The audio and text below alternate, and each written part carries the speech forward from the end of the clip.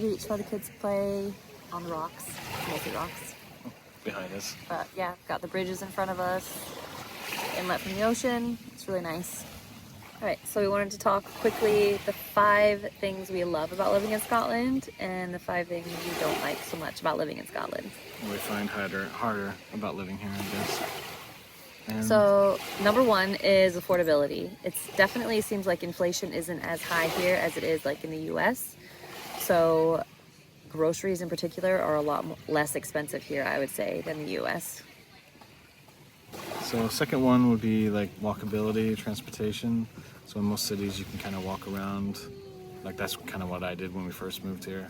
I just walked and bussed everywhere until we ended up getting a vehicle. And number 3 would be healthcare. Yes, it's not free. We did pay for it. We've prepaid for it. It also comes under a paycheck, but we don't have to worry about it if there's a medical emergency or we're having a doctor's appointment. You don't have to pay for any of that. And in Scotland, prescriptions are also free, which is super nice. Yeah, you have to pay down in England, but up here in Scotland, you do not have to pay. And I would say number 4 would be the school system. I really love that I can walk my kids and drop them off at their classroom door, and I can walk and pick them up from their classroom door. No car lines or anything like that. The school days are also shorter. I like that they wear uniforms, and if we stay here, The kids may not like the uniforms, but we like it. if we stay It's here, easier. kids can go to university for free in Scotland. And number 5, how close we are to beautiful scenery. Be able to walk, so like we could walk 10 minutes from our house and be at a beach, or drive an hour and we're in the Highlands, or take a train and we're in Edinburgh in 30 minutes. Go see a castle. Or go see a castle. There's so much to see and do. There's taking boat tours of the Forth, where you can see seals and also islands and abbeys and all that stuff. But yeah, it's really cool. Also, bonus, the people are great.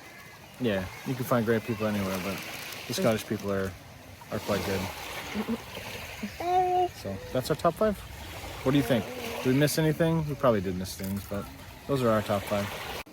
All right, so top 5 things we don't like about living here. Or we find challenging.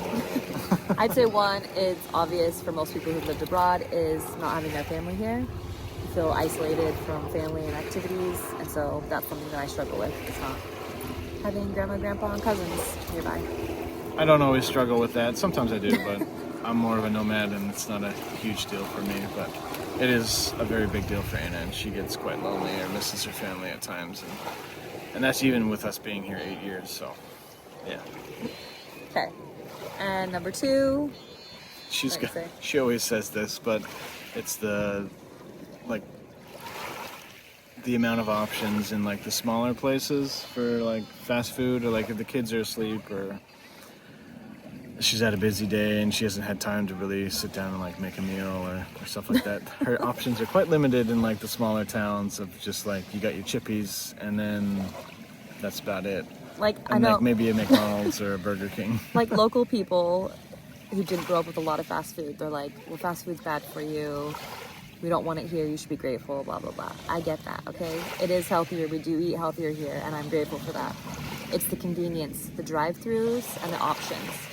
That's something I still struggle with 8 years later, is sometimes I'm like, I just want to go through a drive-thru of like Chick-fil-A or Taco Bell or Shake Shack or whatever. Like there's so many options.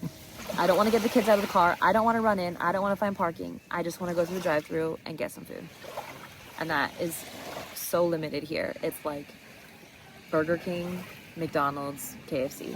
That's pretty much the extent of places that we've lived in Scotland all the 8 years. That's pretty much the extent of what you find. Here in Fife, Stephen's Bakeries have drive-thrus now, which is quite cool. A handful, nothing near us. I'm not going to go drive through a Stephen's Bakery drive-thru. That's good stuff. You didn't grow up with it, right? So I like know. if you didn't grow up with it, you're like, I don't care. But like I grew up with it, and the convenience is a major factor for me, and it's always going to be like that. So So don't hate on her too much for that. it's just me. Okay, number 3 is the weather. Beautiful today, really warm, really nice. But yesterday was gale storm, like winds, and then the day before that was raining with those same strong winds. And then it was nicer the day before that. Like the weather can just be very unpredictable. The weather's predictable and then it's unpredictable. Always. Yeah. You never know if you're gonna have a nice summer or it's just gonna rain all summer long. If it's gonna be in like the 60s or if you're gonna get the 70s or 50s, like you just don't know. So that's what's And difficult. if you're in Celsius, that's more, you don't know if it's going to be in the teens, low 20s, high 20s. It doesn't really get high 20s too much here, That but tide is really coming the in. tide is coming in on us. We're just filming here, and the tide decided to pick up. Quite close. I think it's cute. Number 4, I find it challenging. There's a lot of great train lines here. Like it's easy to get the train from like Fife to Glasgow or Glasgow to Edinburgh. Like it could be a bit harder in like the more rural areas, but it's also really expensive to do that on a regular basis, which I think is a shame because the affordability of like public transport. Yeah, the buses are a bit cheaper, but Like it's cheaper to fly to London than for us to take a train, which to me just seems a bit which is odd. crazy. Yeah, But yeah, so it's just a kind of annoying. So number 5 would probably be like house sizes and lack of storage. Homes here, especially older ones, are a lot smaller. Sometimes it's basically just like a hallway with rooms. They like doors, lots of doors on all the rooms. Kitchen smaller, just everything's smaller. Which is fine for them. I mean, it's been a challenge when you come from a place that A lot more open concept floor things are plans growing up, a lot more like bigger, wide spaces. more open, but I get it. Like land is a premium here, so you build smaller. So, but it's just a challenge. So if you're coming here, like be ready for a lack of storage within your place and maybe a smaller kitchen. No built-in closets, maybe newer places, but Yeah. no built-in closets, cupboards. That's a struggle.